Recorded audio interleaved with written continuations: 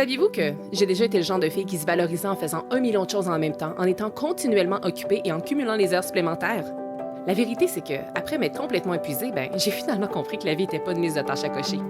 Je m'appelle Émilie Vien et je suis la fondatrice de La Planificatrice. Je suis une experte passionnée en planification, gestion du temps et saine productivité. Et mon rôle, c'est d'aider les gens qui ont un horaire ultra chargé à trouver du temps pour ce qui compte vraiment. 168, c'est le nombre d'heures exact qu'on a dans une semaine. Et mon but à travers ce podcast, c'est de vous montrer à les optimiser sans vous épuiser. Alors oui, on va parler de planification, d'organisation et d'efficacité, mais on va aussi aborder des thèmes super importants comme la procrastination, le stress et la fameuse charge mentale. Vous allez voir, vous avez pas mal plus de temps que vous le pensez. Laissez-moi juste vous montrer comment y arriver. Bienvenue sur le podcast 168 heures.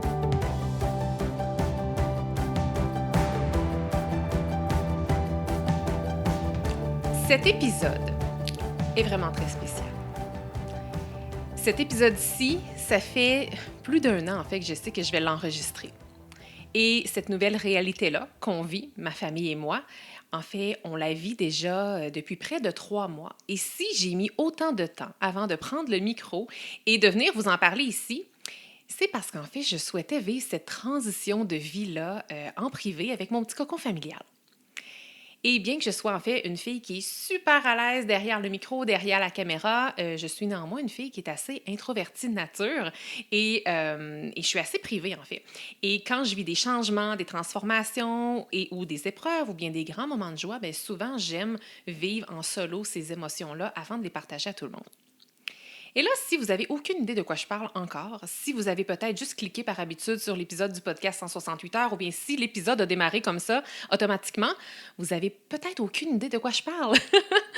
En fait, ce que je vais faire à travers l'épisode 111, donc l'épisode d'aujourd'hui, c'est, en fait, je vous annonce en fait que j'ai retraité mon amoureux de son travail. Et je veux vous expliquer comment on s'est rendu là et pourquoi c'est le bon choix pour nous. Donc, mon conjoint Philippe, des bientôt 20 dernières années, c'est le père de mon enfant, c'est mon confident, c'est mon meilleur ami, c'est aussi mon meilleur supporteur depuis toujours, a pris sa retraite du gouvernement fédéral. Mais bon, il ne restera pas à la maison à rien faire, en fait, parce que Philippe rejoint aussi mon entreprise, soit la planificatrice, à temps plein, non seulement à titre d'employé, mais également à titre d'associé. Donc, il y a comme une double annonce dans cet épisode-ci. Oui, je vous annonce que j'ai retraité mon conjoint, mais je vous annonce également que j'ai depuis peu un nouvel associé.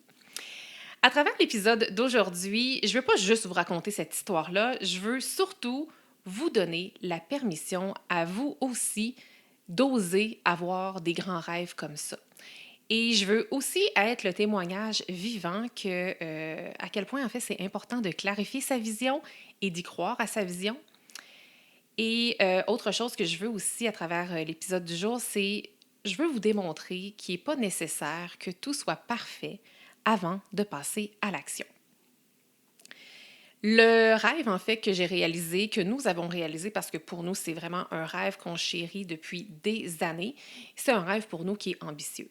Puis je veux que vous gardiez en tête tout au long de l'épisode qu'un rêve ambitieux n'est pas forcément spectaculaire aux yeux des autres et ça ne demande pas nécessairement aussi de tout quitter.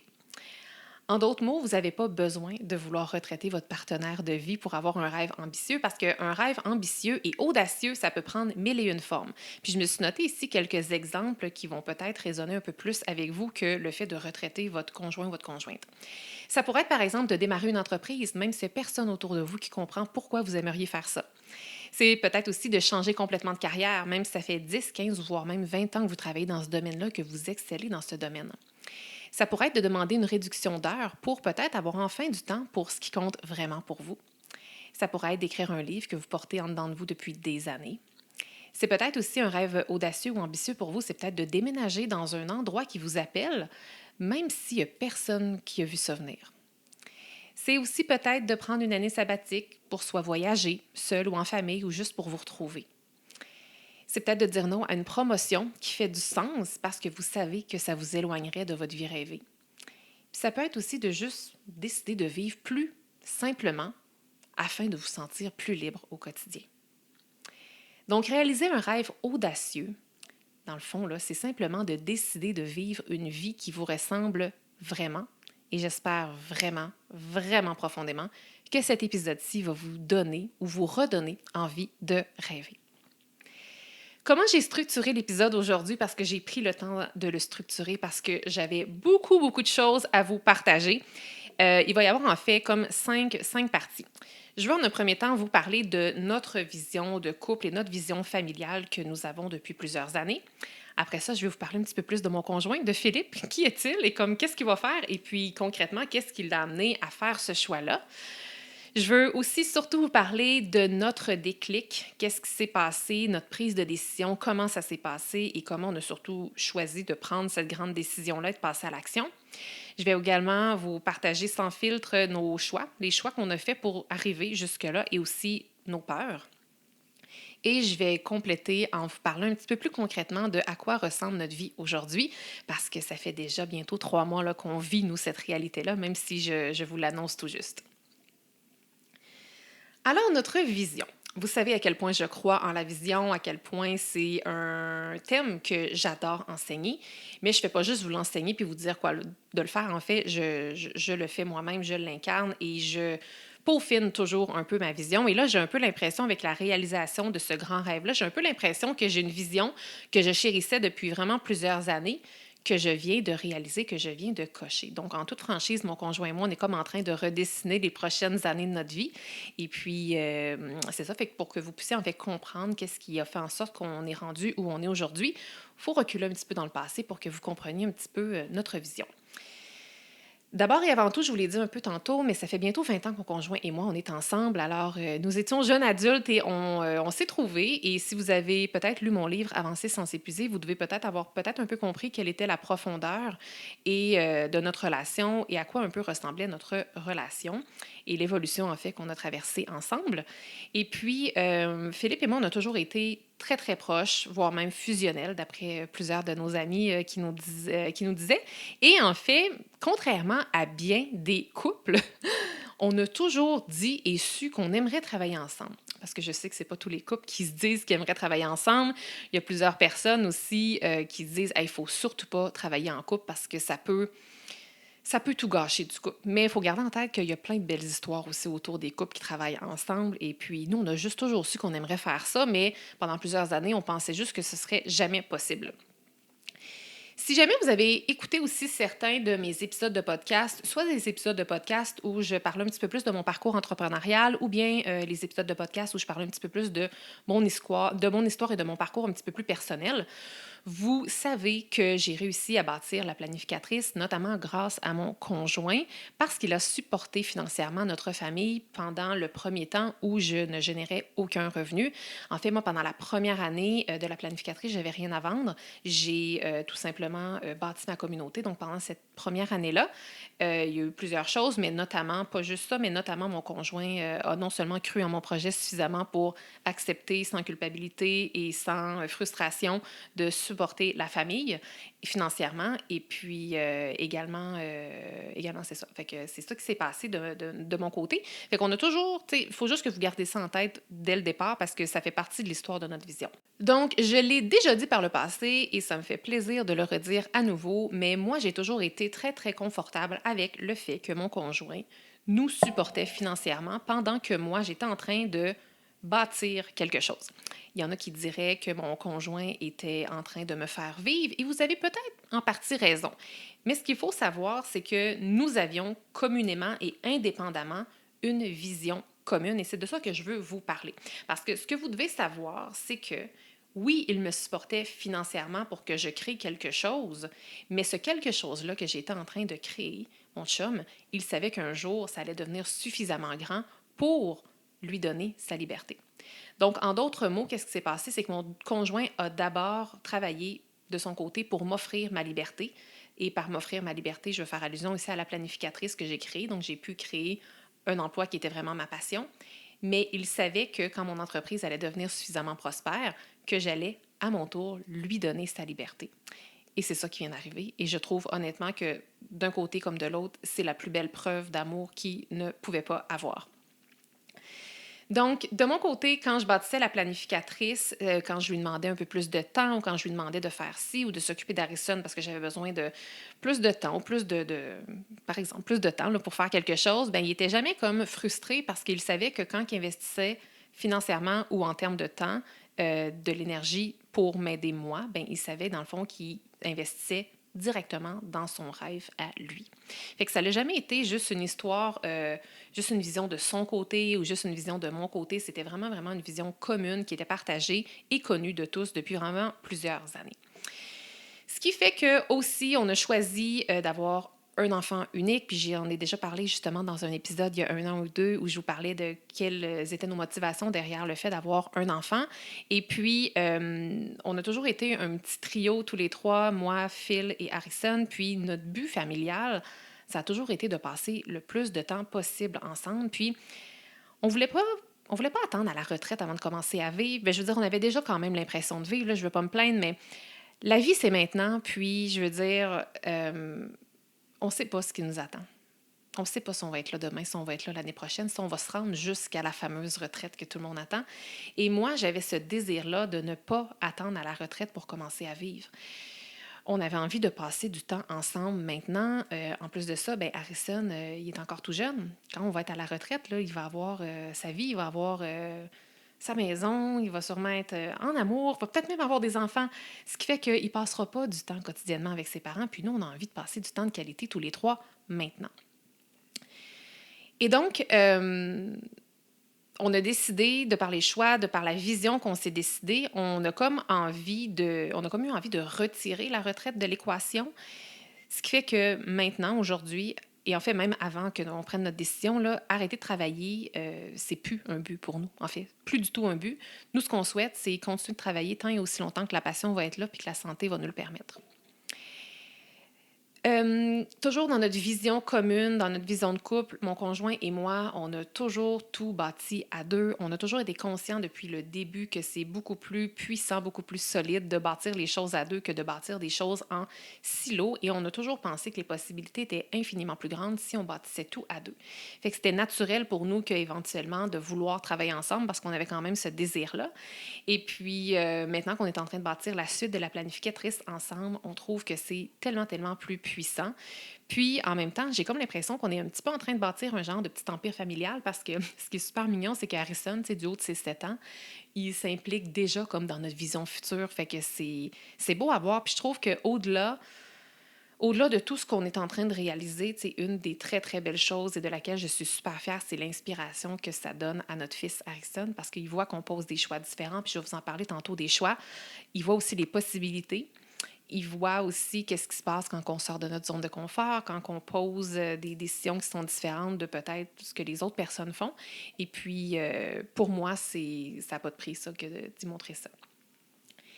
Et bon, alors depuis d'aussi loin que je me souvienne, en fait, dans ma grande vision, ça a toujours été de retraiter mon chum. Puis pour arriver à là, ben moi, je me disais, ben il faut que je fasse suffisamment d'argent pour qu'il puisse arrêter de travailler. Puis, juste pour vous donner un exemple, j'en ai déjà parlé par le passé, mais j'ai déjà fait une formation sur la manifestation il y a comme 4 ans, je pense. Et dans cette formation-là, je veux dire, j'ai fait là, les 1001 exercices pour comme vouloir vraiment qu'est-ce que je veux. Tu sais, l'exercice du pourquoi derrière le pourquoi derrière le pourquoi. Et tous les exercices que je faisais me ramenaient toujours à une chose. Même si je faisais les exercices pour moi, ça me ramenait toujours au fait que je voulais retraiter mon conjoint pour nous donner une liberté familiale. Ce qui fait que moi, j'ai toujours marché dans cette direction-là. Philippe a toujours su que je marchais dans cette direction-là, puis il était d'accord avec ça, là, pour différentes raisons que je vous raconterai tantôt, pourquoi il voulait aussi quitter son travail. Et puis, j'ai tellement, tellement essayé de forcer le comment. Là. Tu sais, je voulais tellement que ça arrive vite. Je voulais tellement comme que mon chum arrête de travailler finalement, puis qu'on ait cette vie-là de liberté. Puis j'essayais toujours de trouver le shortcut, puis le comment, puis le pourquoi, puis comment je vais faire pour arriver là. Puis moi, ça tournait toujours autour de l'argent. Et puis, parce que je n'avais pas trouvé d'autre façon, en fait, de le faire. Puis je voyais en même temps cette possibilité-là tellement loin devant nous que des fois, c'était un petit peu décourageant. Puis aujourd'hui, qu'est-ce qui est beau? Mais c'est que cette réalité-là, qu'on chérit depuis tellement d'années, est devenue réalité. Puis j'ai en effet retraité Phil de son travail et question d'accélérer un petit peu notre vision, je lui ai créé un poste au sein de mon entreprise. Donc financièrement, c'était beaucoup plus intéressant pour nous, ce qui nous a permis de passer à l'action plus rapidement que si j'avais juste voulu le retraiter pour qu'il reste à la maison à rien faire, par exemple. Voilà pour ce qui est de notre vision commune qui est vivante depuis toutes ces années-là. Maintenant, j'ai envie de vous parler un petit peu plus de mon conjoint. Donc, c'est qui lui? C'est qui Philippe? Puis d'ailleurs, c'est super drôle parce que j'ai une de mes bonnes amies qui, quand elle a su en fait que je retraitais Phil, puis qu'elle a su que je voulais l'annoncer sur le podcast, elle a dit: Ah, est-ce que Phil va faire l'entrevue avec toi? Pas l'entrevue, mais est-ce que tu vas passer Phil en entrevue? Il va-tu être sur l'épisode? Puis là, j'ai dit: Ben, je pense que non parce que je connais mon chum, puis je pense pas que ça lui tente, mais j'ai dit: Ben, je vais quand même lui demander, tu sais. Donc, je lui ai demandé et tout de suite, il m'a dit non, je ne veux pas faire ça. Mais en fait, mon conjoint est très, très confortable derrière la caméra. D'ailleurs, c'est tout lui qui a installé mon setup. Et puis, c'est d'ailleurs une des tâches qu'il va faire, s'occuper de tout ce qui est montage vidéo, production audio également. Donc, lui, sa force, son dada, c'est ça. C'est clairement pas ma tasse de thé. Donc, vous pouvez d'ailleurs écouter cet épisode-ci sur YouTube et me voir sur vidéo, mais mon conjoint n'est pas là. Et d'ailleurs, il ne sera pas sur mes futurs shootings photos. Il travaille avec moi, mais il va vraiment être en arrière-scène. Je pense qu'il est très confortable là. Du moins, pour le moment, je lui ai demandé. On verra si ça l'évolue. Donc, Phil, en fait, il me supporte depuis tellement, tellement longtemps. Je veux dire, je commençais la planificatrice. Je savais même pas où est-ce que je m'en allais, que lui savait déjà pour moi où est-ce que je m'en allais. Il voyait, je pense, déjà plus grand que moi. Il avait confiance en moi à des moments dans ma vie où j'avais même plus confiance en moi. Donc, vraiment,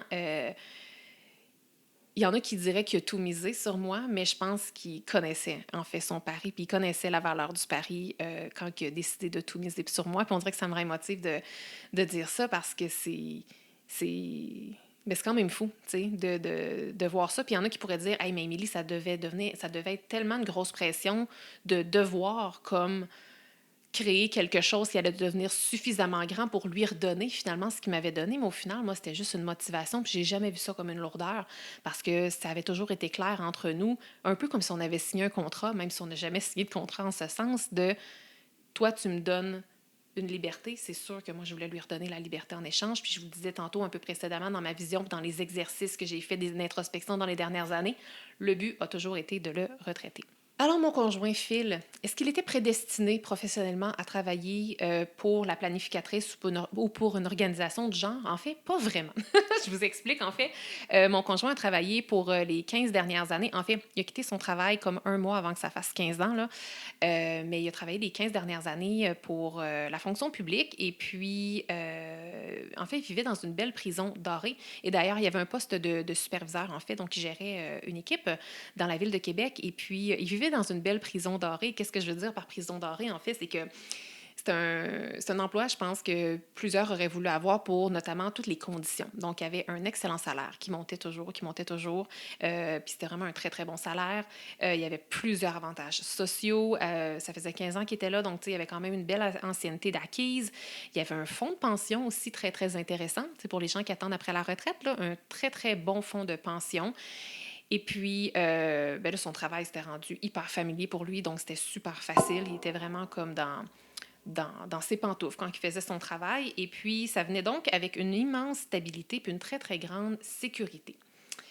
Il y a peut-être le côté de la passion qui n'était pas là. En fait, mon conjoint n'avait jamais été passionné par son travail. Je pense qu'il s'était trouvé juste un bon travail qui lui convenait. Et puis, mais le côté passion, épanouissement au travail, là, être sur son X, là, c'était pas vraiment le cas, contrairement à moi présentement, par exemple. Et puis, justement, tu sais, moi, je suis une fille qui, malgré le fait que je m'épanouis à 100% dans l'entreprise que j'ai créée, tu sais, demain matin, si je devais recommencer quelque chose à nouveau parce que ce que je fais n'existerait plus, par exemple, tu sais, moi, je serais du genre à tellement avoir de plaisir à m'ouvrir un café, me partir une petite pâtisserie, partir une autre entreprise en ligne sur une autre thématique complètement différente. Tu sais, il y a beaucoup, beaucoup de choses qui m'animent. Puis, je pense que tu sais, j'ai aucun regret, puis j'embrasse pleinement et j'adore le trajet professionnel sur lequel je suis. Mais je pense que j'aurais pu aussi m'épanouir sur un autre trajet complètement.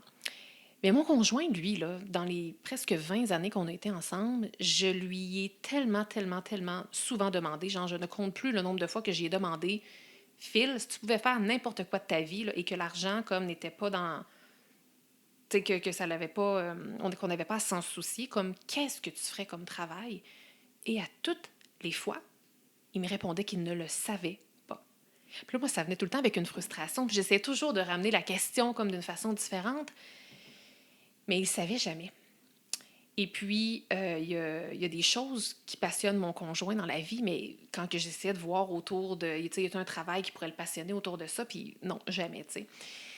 Et puis, écoutez, dans les 20 années qu'on a été ensemble, il y a un moment donné, puis ça fait peut-être 5-6 ans de ça, là, qui m'a dit, écoute, il y a peut-être une affaire que je ferais si ça l'impliquait que je ne retourne pas à l'école et tout, là, alors que ce que je vais vous dire, ça l'impliquait comme une formation très précise et très nichée.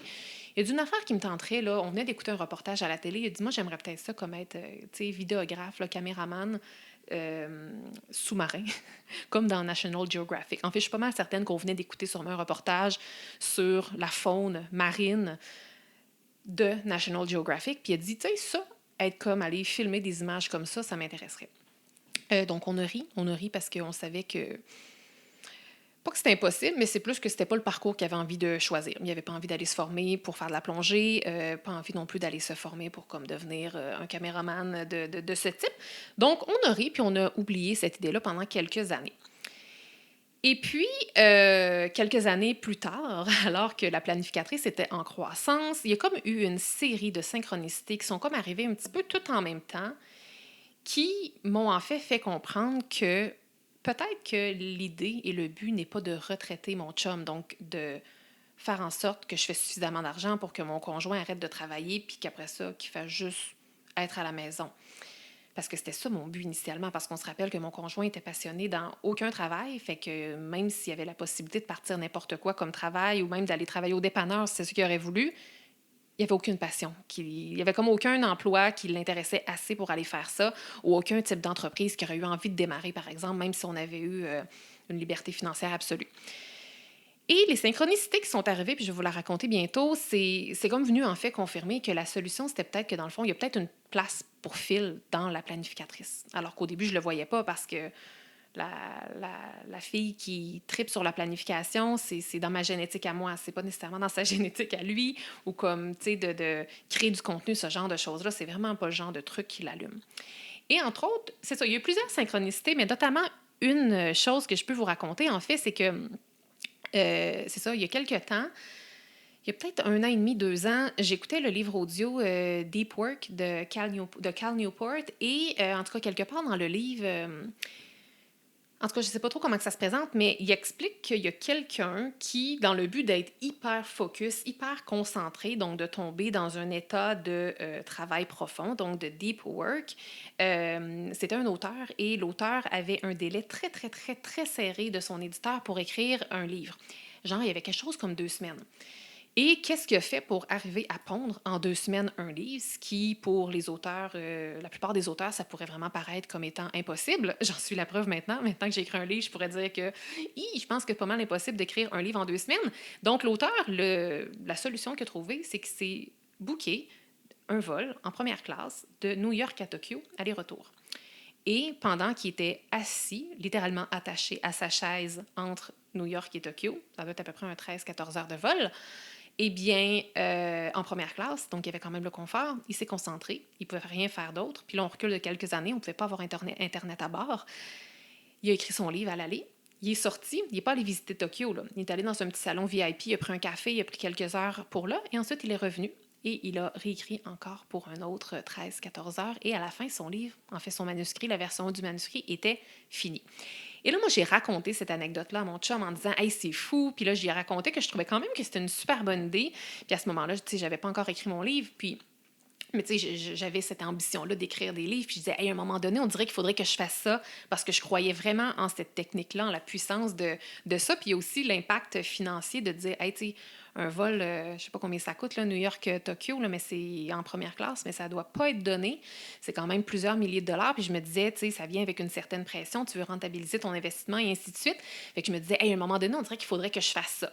Ça serait vraiment le fun. Puis là, j'étais là, ça ferait du beau contenu à créer. Donc là, qu'est-ce qu'on pourrait faire? C'est toi, tu pourrais venir. Faudrait que, dans le fond, tu n'aurais pas le choix. Toi aussi, ça te prendrait un billet d'avion. Il faudrait que tu viennes avec moi pour me filmer. Fait que là, on rigolait un peu autour de cette idée-là. Puis là, c'est comme si cette idée-là, qui est un peu pour rire, qui est un peu pour rigoler, a comme pris un peu de l'ampleur en disant, oh, OK, il y aurait quelque chose là-dedans. Parce que là, j'ai fait des liens dans ma tête très, très rapidement. Je me suis rappelé que Phil avait dit qu'il aimerait un jour être vidéographe pour sous-marin. Mais je savais en fait qu'il ne voulait pas faire de plongée, mais je sais que l'histoire de filmer et tout, ça cadrait avec lui. En plus de ça, mon chum tripe sur tout ce qui est technologie. Donc, appareil photo, apprendre à faire du montage, ce genre d'affaires-là, c'est le genre de truc qui le branche vraiment. Et là, tout ça s'est fait très, très rapidement. Puis là, c'est comme si rapidement, là, comme en quelques minutes, j'ai comme réussi à comprendre que, OK, ta place dans la planificatrice avec la croissance que j'ai, maintenant que j'ai un podcast, je veux éventuellement développer ma chaîne YouTube. C'est comme si tout ça faisait du sens et je me disais, Crime, Phil, tu pourrais peut-être avoir ta place dans la planificatrice au niveau de la production. Je voyais aussi que mon agenda prenait de l'ampleur, l'expédition et tout. Moi, je voulais de moins en moins gérer ça. Puis je disais, tu sais, il y aurait de la place pour toi pour faire ça. Fait que là, c'est comme si, en cet après-midi-là, alors qu'on s'est juste mis à rigoler à cause d'un livre que j'ai lu d'un gars qui s'est booké un vol aller-retour pour écrire un livre, on est parti de ça et on a comme créé quelque chose. Alors, à partir de ce moment-là, là, c'est ça, ça fait peut-être 1 an et demi, 2 ans de ça, qu'on a comme compris que, dans le fond, Phil, fallait juste y créer un poste. Mais encore fallait-il que mon entreprise soit assez solide financièrement pour dire, OK, comme j'engage mon conjoint dans l'entreprise. Et puis, c'est vraiment à partir de ce moment-là que le plan a commencé à se dessiner. Et 9 mois plus tard, 9 mois après avoir eu cette idée-là autour de la table, alors qu'on était dans une conversation vraiment informelle, bien là, on a pris la vraie décision. La vraie décision de mettre une date sur la fin d'emploi de Phil. C'est ici que je veux vous parler un peu de la prise de décision, puis vraiment du déclic. Qu'est-ce qui nous a fait vraiment prendre notre décision? Parce que dans la vie, on peut prendre une décision. On peut dire, je vais manger un chili ce soir. Puis là, finalement, on va changer d'idée. Non, je vais me faire une lasagne. Ou non, je vais me faire une salade. Puis là, je parle de quelque chose de super anodin. Puis c'est comme aussi dans la vie, on peut dire, Phil, tu t'arrêteras de travailler à telle date. Puis finalement, un peu plus tard. Mais il y a des moments dans la vie aussi, puis je suis certaine que c'est arrivé à tout le monde qui m'écoutait en ce moment, que ce soit pour une petite ou pour une grande décision. Parfois, on prend une décision et il y a comme un point de non-retour. Et nous, cette décision-là, ça a été comme ça. Ça a été un point de non-retour. Et là, cette décision-là, d'arrêter, ça fait vraiment, vraiment longtemps qu'elle est prise. En fait, au moment où l'épisode va être diffusé, ça fait 13 mois que cette décision-là est prise. Puis ça fait 3 mois qu'on vit cette nouvelle vie-là, mais on avait pris notre décision pratiquement un mois, pas un mois, c'est-à-dire 1 an d'avance. Ce qui fait qu'en janvier de l'année passée, on a pris cette décision-là et en fait, c'est qu'on pensait de plus en plus à notre plan, puis on le savait. Là, depuis la fois qu'on s'était assis et qu'on avait dit « OK, je pense qu'il faut qu'on te crée un poste au sein de la planificatrice », on essaie de trouver un petit peu le poste parfait, mais en même temps, je me disais, tu sais, avant que je paye quelqu'un à temps plein pour faire de la production et tout, il va falloir que mon podcast soit rendu ailleurs, tu sais, je pensais qu'il fallait que je sois un petit peu rendu ailleurs, puis on y pensait de plus en plus. Mais dans le fond, ce que je comprends aujourd'hui, là, je le voyais pas tant quand j'étais dedans, mais ce que je comprends aujourd'hui, c'est que, en fait, c'est que j'attendais que quelqu'un nous donne la permission. J'attendais que quelqu'un nous dise, « Hey, Émilie, c'est le bon moment. Là, c'est le bon moment. Phil peut arrêter de travailler. Il peut travailler pour toi comme là, vous pouvez le faire. » Bien, il n'y a personne qui allait nous donner cette permission-là. Puis, quand j'étais en attente de cette permission-là, quand j'y pense, c'est comme si, je sais pas, là, je m'attendais à ce que ma comptable me dise « Ah, Émilie, en fonction de tes chiffres, ou en fonction de tes prévisions, ou en fonction des données financières des années passées, cette année ou comme à telle date, ce serait vraiment une bonne décision que Phil arrête de travailler pour réaliser votre projet. » C'est comme si j'attendais ça. D'un autre côté, je travaillais aussi avec ma coach d'affaires, puis elle savait là, qu'éventuellement, c'était quelque chose que je voulais. Puis c'est comme si je m'attendais qu'un jour, elle allait me dire dans mon coaching « Hey, Émilie, c'est le bon moment, là, comme let's go. » C'est comme si j'attendais que quelqu'un me dise que j'étais prête, alors que dans le fond, il ne faut pas attendre que les gens nous disent pour nous qu'on est prêt. Être prêt, c'est une décision qu'on prend à l'intérieur de nous. On peut être prêt ou on peut décider de ne pas être prêt. Mais dans les deux cas, c'est une décision. Là. Choisir de ne pas être prêt, ça aussi, c'est une décision.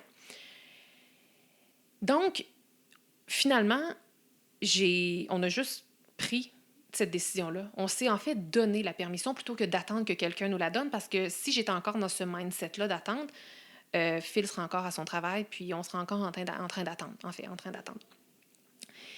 Et puis, mon conjoint, juste pour que vous le sachiez, à ce moment-là, là, on revient encore à janvier de l'année passée, était dans une phase professionnelle hyper stable, hyper sécuritaire comme d'habitude, mais en même temps qui était très, très démotivante. Il était vraiment dans une phase démoralisante de son travail. Puis, tu sais, c'est comme si son travail le creusait vers le bas. On avait notre projet. Là. Tu sais, on le savait là, qu'à la lumière au bout du tunnel, c'était qu'il vienne travailler avec moi pour la planificatrice, mais c'est comme si on se disait, hey, attendre 3 ans ou 5 ans ou peut-être même 10 ans, là, on le savait plus trop. Là. On se disait, tu sais, c'est long. Là. Tu sais, quand t'aimes pas ce que tu fais ou quand c'est démoralisant, démotivant, comme 1 mois, c'est long. Là. Fait quand il faut penser 3 à 5 ans, là, c'est super long. Puis en parallèle aussi, un autre projet que nous avions, que j'ai oublié de vous dire tantôt dans notre vision familiale, c'est que nous, on a toujours dit qu'on voulait partir en voyage pendant 1 an, nous trois, moi, Phil et Harrison. Puis, c'est qu'à un moment donné, on s'est dit qu'il va falloir mettre une date à ce voyage-là parce qu'on ne veut pas partir quand Harrison va avoir 16 ans. On veut partir quand il va être encore suffisamment petit pour que l'école à la maison parce qu'on va devoir faire l'école à la maison pendant près d'une année complète. Donc, on ne voulait pas qu'il soit rendu trop vieux pour que ce soit plus facile peut-être pour nous. Et aussi parce que ben, plus il vieillit, plus il va avoir de chances qu'il veuille passer du temps avec ses amis plutôt que de passer comme 24 heures sur 24 pendant presque 1 an avec ses parents. Donc, on se disait, il ne faut pas faire ça comme quand il va être au secondaire, idéalement quand il va être au primaire. Et là, comme notre garçon, il s'en venait, là, il grandissait. Là. Alors, on avait ce projet-là en tête, puis là, on se disait, comme, mais qu'on soit rendu à faire ce voyage-là, ce serait vraiment le fun qu'on soit aussi rendu à te retraiter, tu sais, à retraiter mon conjoint, parce qu'on se disait, on pourrait demander une année sans solde à son travail, mais est-ce que ça va être accepté? Si c'est accepté, tant mieux, mais si c'est pas accepté, qu'est-ce qu'on fait? On ne voulait pas mettre en péril notre rêve de faire un voyage d'1 an pour un emploi. Puis ça, je vous dis ça, puis il y en a plein que peut-être qui vous m'écoutez, puis vous dites, ben voyons donc, ça se fait pas. Mais nous, c'est comme ça qu'on pensait, en fait. Puis c'est correct si vous ne pensez pas pareil comme nous. Donc, il y avait aussi ça en tête. Fait qu'on se disait, il faudrait être capable que quand on va être rendu à faire notre voyage, puis là, notre voyage, c'est quand? Vous devez peut-être vous le demander. C'est peut-être dans à peu près 3 ans qu'on se dirait qu'on voulait faire ça. Fait qu'on se disait, faut être prêt pour que tu sois capable de quitter ton emploi pour quand on va être rendu à faire le voyage, au cas où que le sans-solde soit refusé, chose qui était fort possible d'ailleurs. Et d'ailleurs, mon conjoint, pour les curieux et curieuses, a demandé un sans-solde avant de quitter, qui a été refusé. Alors, le lendemain, il est juste arrivé avec sa lettre de démission.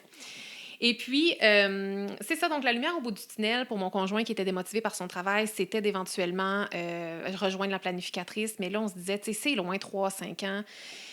Et puis, un certain jour de janvier, qui est le 9 janvier justement de l'année passée, on est assis dans le lit, on parle, Harrison fait dodo, puis on discute du fait qu'on a tellement hâte qu'il quitte son travail pour venir travailler avec moi, puis il a comme un peu lancé à la blague, « Ah, je pourrais comme arrêter à la date de fête de Harrison. » Puis la fête de notre fils, c'est à la fin de l'année, ce qui veut dire que si on est en janvier, c'est comme ça, c'était dans 11 mois à peu près. Il a dit, je pourrais arrêter à la fête de Harrison. Fait qu'on s'est comme mis à rire. Puis là, j'ai dit, hey, attends un peu, là. J'ai dit, c'est intéressant, c'est significatif, j'aime ça. Puis, on s'est comme dit, puis là, ça va avoir l'air d'être un peu sur un coup de tête. On s'est comme dit, hey, on le fait pour vrai.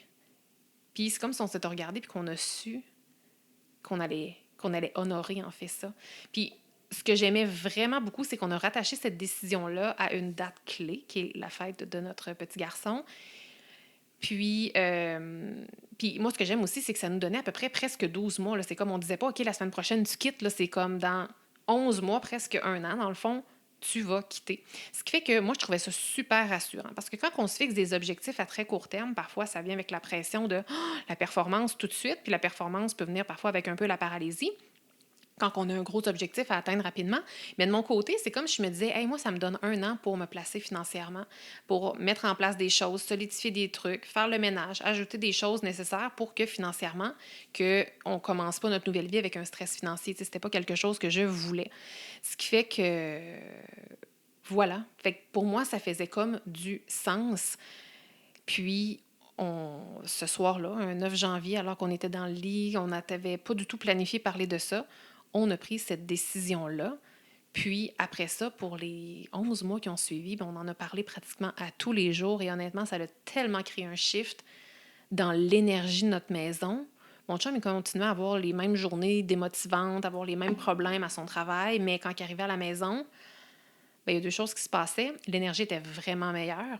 Lui, malgré la démotivation, c'est comme si là, il voyait pour de vrai la lumière au bout du tunnel, même si c'était dans plusieurs mois. Puis, tu sais, j'y disais aussi, là, tu sais, quand il me racontait ses journées, puis qu'il il se plaignait un peu de ce qui s'était passé, tu sais, moi, je disais toujours, ça me fait super plaisir de t'écouter parce que une blonde ou un chum, ça sert aussi à ça, c'est à écouter l'autre quand ça va pas bien ou quand l'autre a besoin de ventiler.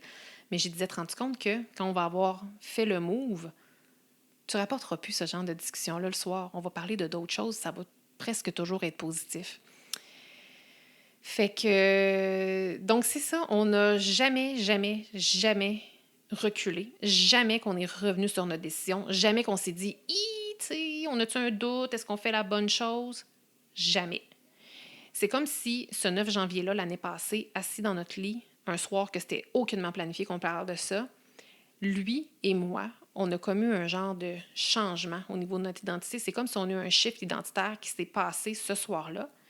Et on a comme pris une décision très mature basée sur comme une nouvelle identité. Puis après ça, on a juste honoré cette nouvelle identité-là pour le reste de l'année. Alors, qu'est-ce qui s'est passé ensuite? J'ai avisé certaines personnes clés, mais on n'a pas avisé nos proches tout de suite. On les a avisés plusieurs mois plus tard.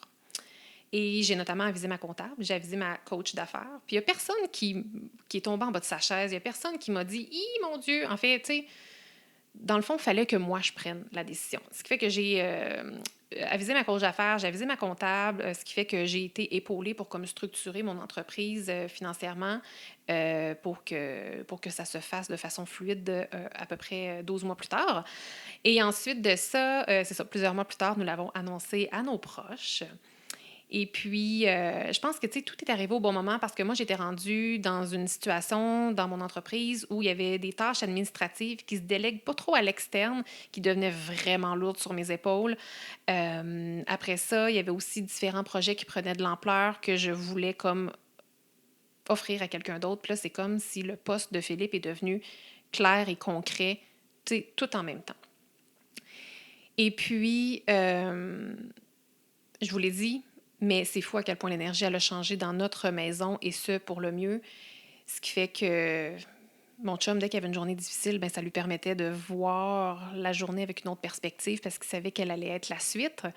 Et puis, d'ailleurs, il a commencé tranquillement dans la dernière année, bien entendu, à s'impliquer dans certains petits projets. Il faut dire qu'il n'y avait pas tant de temps que ça parce que mon conjoint avait un emploi de 40 heures qui se faisait 100% au bureau, donc il ne pouvait pas faire de télétravail, ce qui fait qu'en plus du déplacement et tout, il était à peu près un 50 heures absent par semaine là, de la maison. Donc, il a commencé à s'impliquer un petit peu dans des projets, mais il ne pouvait pas s'impliquer tant que ça parce que le temps était limité de son côté.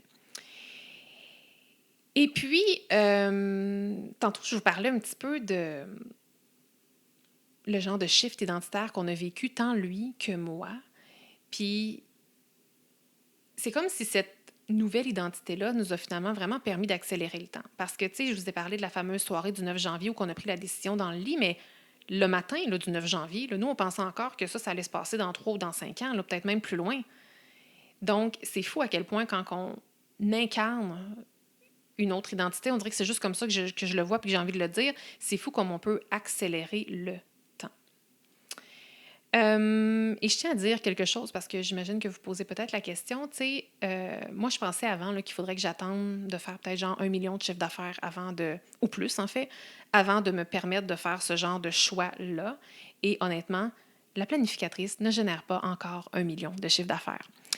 Les entrepreneurs en ligne qui retraitent leurs partenaires, moi, ce que j'ai vu par le passé, c'était beaucoup des Américaines qui génèrent genre 15 millions par année. Donc, tu sais, moi, ça m'a inspiré là, de voir qu'il y a des Américaines qui ont fait ça, des Américaines ou des anglophones qui retraitaient leurs partenaires. Puis je me disais, OK, moi, c'est là que je m'en vais. Puis mon chum savait que c'est vers là qu'on s'en allait, mais je me disais, tu sais, il va toujours bien falloir que je fasse.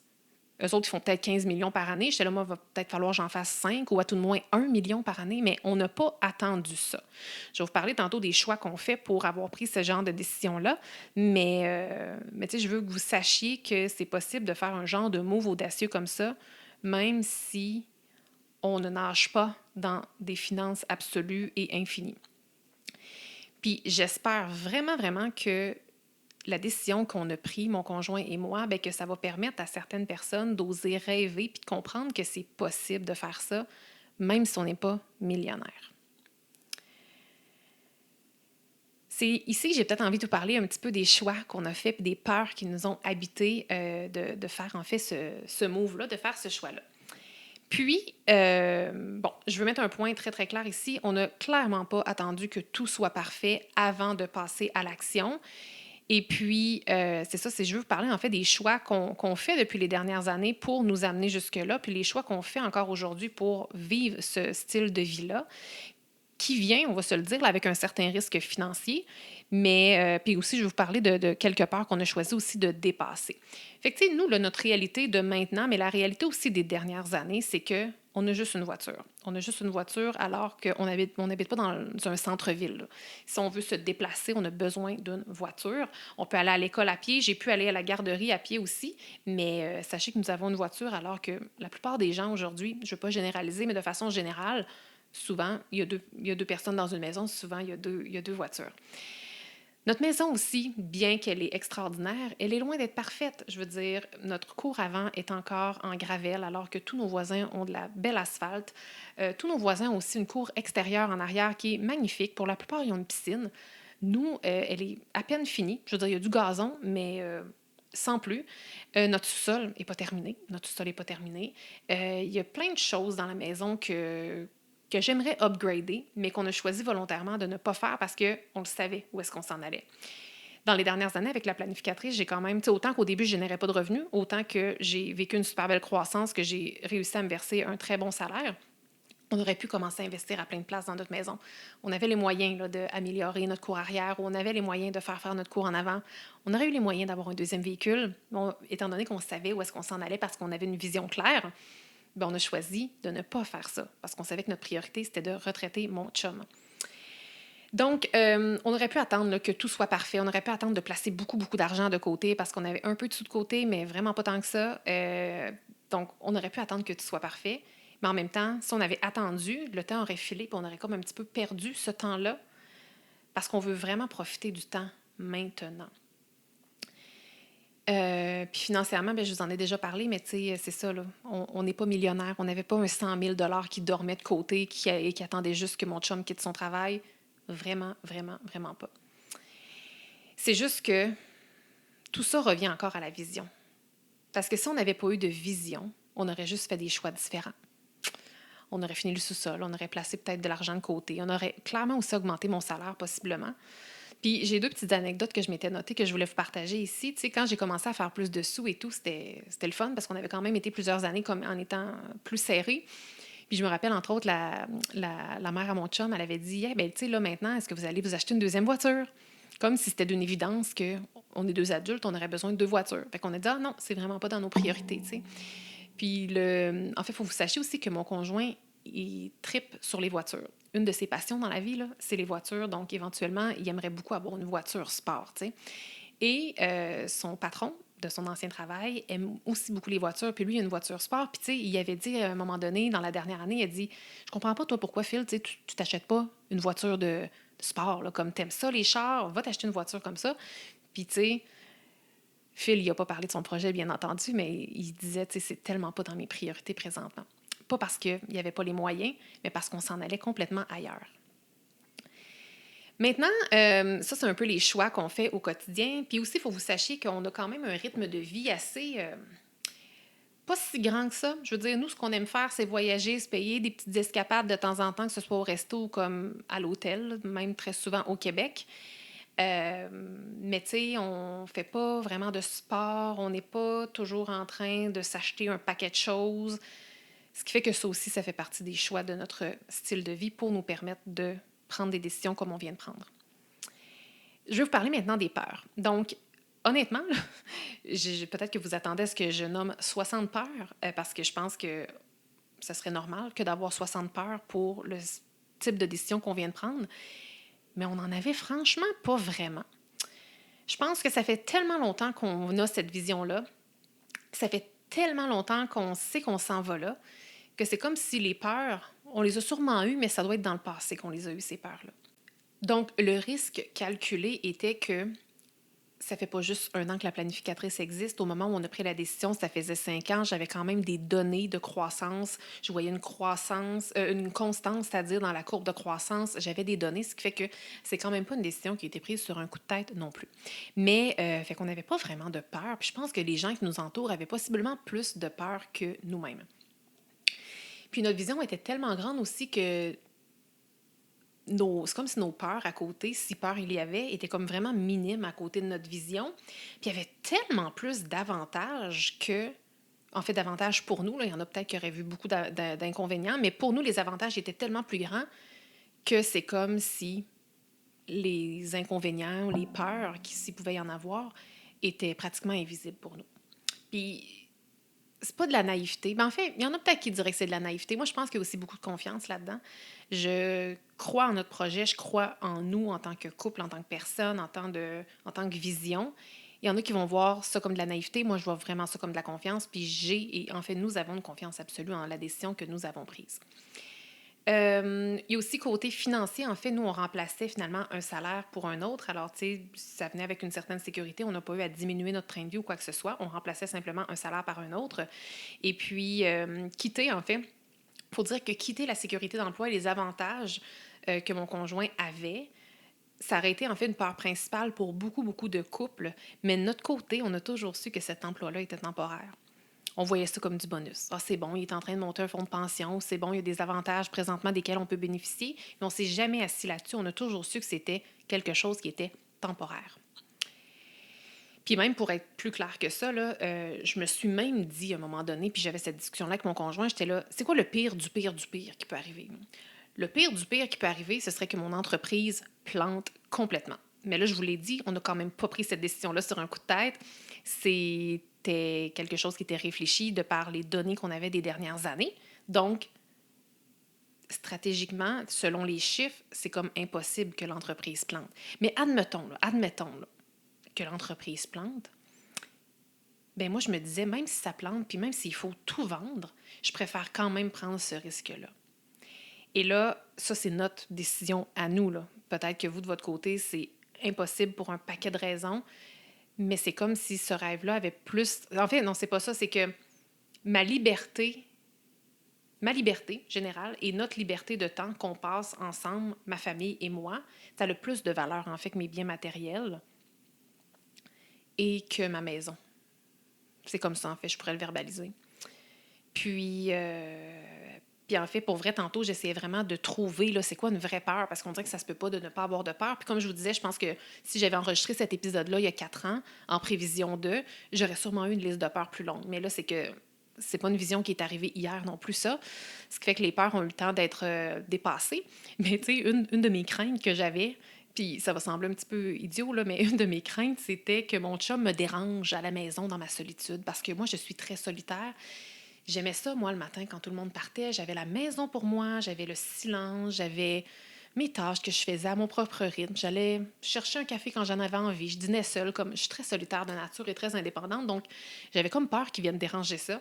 Mais tu sais, vous voyez, on a mis ça au clair au début, puis mon conjoint est tout aussi solitaire et indépendant que moi, ce qui fait que des fois on dîne ensemble, des fois on dîne pas ensemble. Donc, on se rejoint là-dessus parce qu'on se ressemble à ce niveau-là aussi. Donc, ma plus grande peur que j'ai réussi à identifier, c'était celle-ci, ce qui est quand même drôle. Ce qui fait que je pense qu'au final, là, on était juste vraiment mûrs et prêts pour cette décision-là. Et ça faisait du sens parce qu'on s'y était préparé.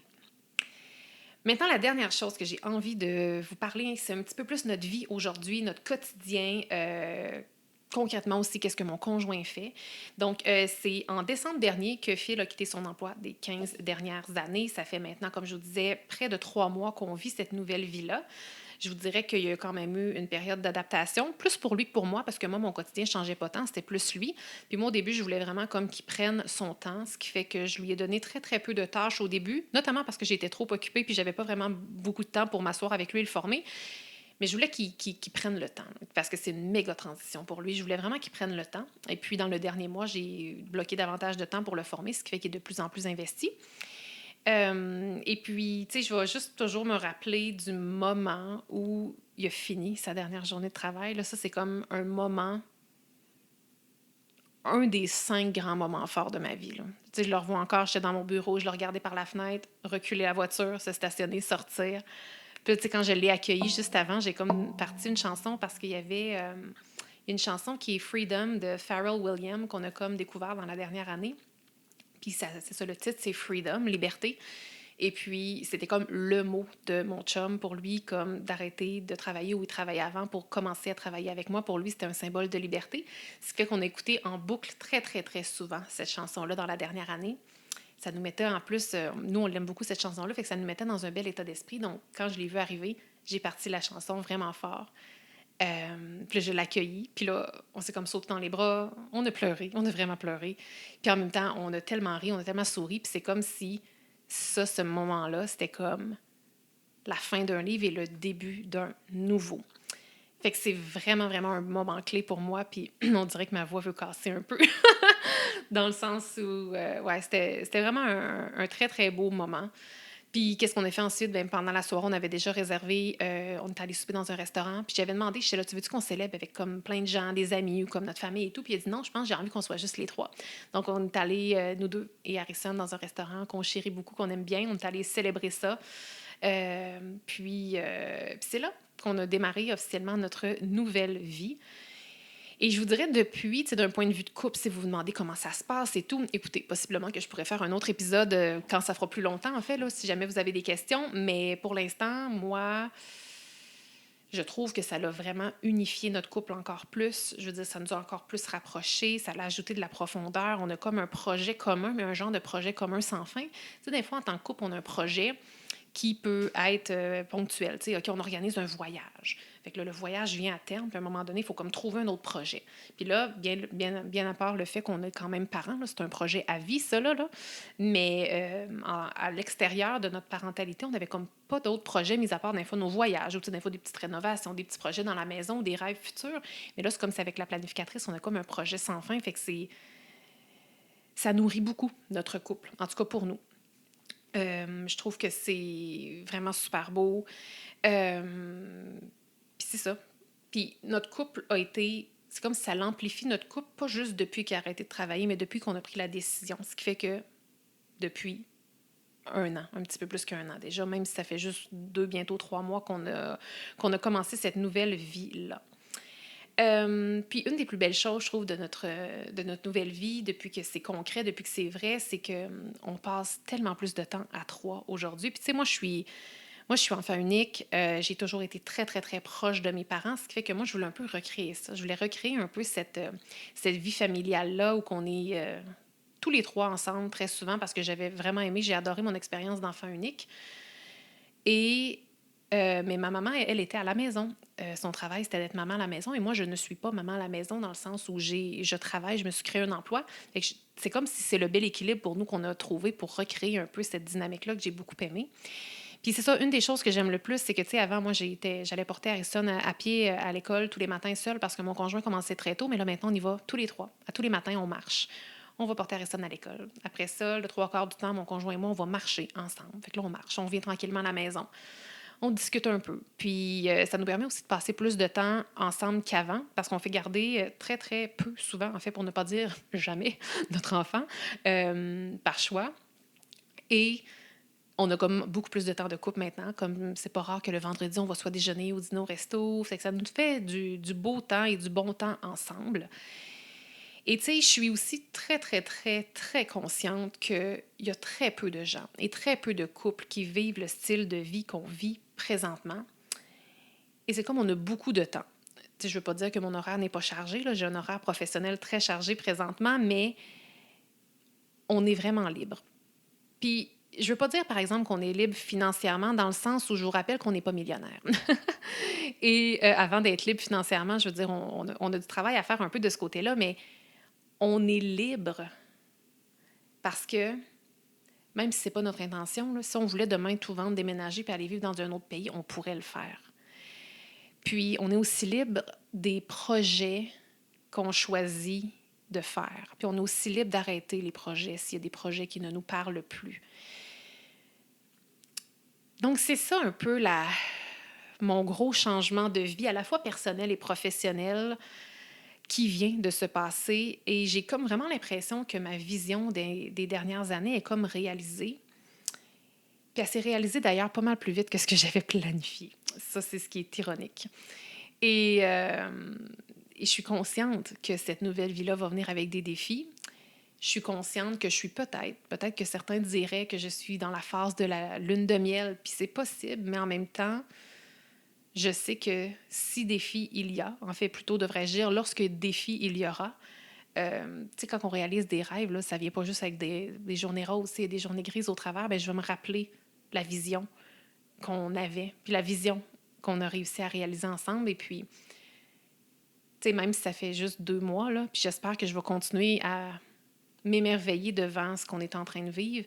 Souvent, je dis à mon chum, être rendu compte comme qu'on est en train de le vivre là pour vrai. Là, on a tellement rêvé, on en a tellement parlé, on avait tellement hâte à ça. T'sais. C'est comme il y en a qui rêvent là, pendant des années à avoir comme leur maison de rêve. Puis à un moment donné, quand ils sont dedans, il faut se rappeler qu'on est dans notre maison de rêve. Ou quand on rêve pendant des années d'avoir un enfant, il faut s'en rappeler, même s'il y a 16 ans, de se dire, hey, te rendu compte qu'on a un enfant. T'sais, on a peut-être travaillé fort pour en avoir un, peut-être que ça fonctionnait peut-être pas facilement. T'sais. Peu importe qu'est-ce qu'on vit, il ne faut pas oublier que ça a été un rêve à un moment donné. Puis peu importe ce que vous vivez présentement, peut-être qu'en ce moment, vous vous dites aïe, aïe, moi, je suis tellement loin d'avoir des rêves audacieux comme ça ou de vivre une vie comme ça. Puis encore une fois, je vous raconte mon histoire, mais le but, c'est pas nécessairement que vous vouliez vivre la même vie que moi. Bien, dites-vous que la version que vous vivez aujourd'hui, c'est sans doute une version que vous avez rêvée par le passé, puis ça, oubliez-le pas. Donc, je sais que ça va venir avec des défis, mais je vais me rappeler que c'est un rêve, qu'on a tellement voulu réaliser, puis que l'on est en train de le vivre, même s'il y a des défis. Et parce que je me doute que vous devez vous demander concrètement qu'est-ce que mon chum va faire. Si je vous l'ai dit, il ne viendra pas sur le podcast avec moi, vous n'allez pas le voir dans les shootings photos. Je vais demeurer le visage officiel de la planificatrice. Puis, en fait, j'en ai pas parlé, mais je suis certaine qu'il ne voudra possiblement même pas que je mette une photo de lui sur mon site web. Alors, qu'est-ce qu'il fait, Phil, dans la planificatrice? En fait, il m'appuie vraiment beaucoup présentement au niveau de tâches administratives et des tâches de gestion afin de me libérer du temps créatif et que je puisse me concentrer pleinement avec mes rencontres que j'ai notamment avec mes clientes. Il m'appuie énormément au niveau de la prise de décision. Moi, j'ai bâti la planificatrice de rien. Je suis très émotive dans mes décisions parce que j'ai tout bâti, ce qui fait que j'ai le cœur collé à la planificatrice. Je ne veux pas dire que lui, il n'a pas le cœur collé à la planificatrice, mais c'est pas lui qui est en contact direct avec ma communauté, c'est pas lui qui est en contact direct avec mes clients, c'est pas lui qui a créé from scratch mon agenda, par exemple, ce qui fait que dès que j'ai une décision à prendre, que ce soit un nouveau projet ou que ce soit juste de revalider une idée, ben je lui demande maintenant. Puis moi, souvent, je pourrais rester avec cette prise de décision-là pendant, genre, sans blague, 4 jours ou 4 semaines. Puis lui, en comme 10 minutes, c'est clair. Puis il m'aide à voir clair parce que cette capacité-là, de par le fait qu'il est moins émotif que moi dans la prise de décision dans l'entreprise, de m'aider à prendre du recul. Fait qu'il m'aide énormément, énormément là-dessus. Même que ma chargée de projet avec qui je travaille, Élise, elle me pose souvent beaucoup de questions et j'ai souvent beaucoup de décisions à prendre. Puis souvent, elle dit, ben là, ça va demander ça à Phil, là. Et c'est toujours très efficace lorsque je le fais. Alors, on le remercie pour ça. Sinon, il m'aide également officiellement avec la production du podcast. Mon intention, je me croise les doigts, c'est de faire de plus en plus de contenu vidéo. Puis avant, je le faisais pas parce que c'était juste trop de montage, trop de setup. Parce que là, vous le voyez pas, mais il y a une caméra, j'ai un micro, il y a de l'éclairage pour que ce soit d'une belle qualité qui va être agréable à regarder et à écouter. Puis moi, je n'avais pas envie d'investir mon temps là-dedans, mais là, lui, il aime ça. Donc, il m'aide à faire ça, ce qui fait que vous devriez avoir un petit peu plus de contenu vidéo de ma part dans les mois et années à venir. Il a repris également officiellement en charge complètement le volet expédition dans toute sa splendeur et toute sa grandeur. Il fait aussi un peu de service à la clientèle pour tout ce qui se rattache aux produits imprimés. Et puis aussi, un autre bel avantage que je tiens quand même à nommer, c'est que pour l'instant, étant donné que son emploi du temps professionnel est moins chargé que le mien, il est super impliqué dans la maison. Fait que ça nous aide vraiment, vraiment. Et ça nous permet juste d'avoir encore un plus bel équilibre et encore plus de liberté. Donc, si je devais résumer notre nouvelle vie à un mot, là, il y a un mot qui illustre parfaitement bien comment on vit maintenant, puis c'est le mot liberté.